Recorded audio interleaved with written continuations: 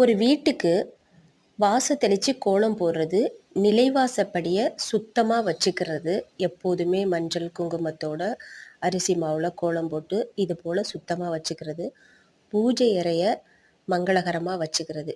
இது 3ம் நம்ம குடும்பத்துக்கு ரொம்ப ரொம்ப முக்கியமான விஷயம். பூஜை அறைக்கு எந்த அளவு முக்கியத்துவம் குடுக்குறோமோ, அதே அளவுக்கு நிலைவாசப்படிக்கு முக்கியத்துவம் குடுக்கணும்.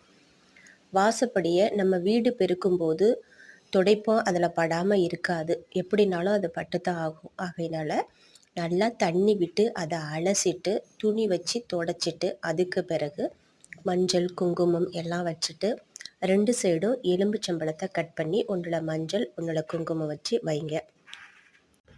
ஒரு வீட்டுக்கு நிலைவாசற்படி தான் ரொம்ப ரொம்ப முக்கியம். அது ஆட்டம் காணாமல் இருக்கணும். அப்போ தான் நம்ம குடும்பம் நல்ல செல்வ செழிப்போடு இருக்கும்.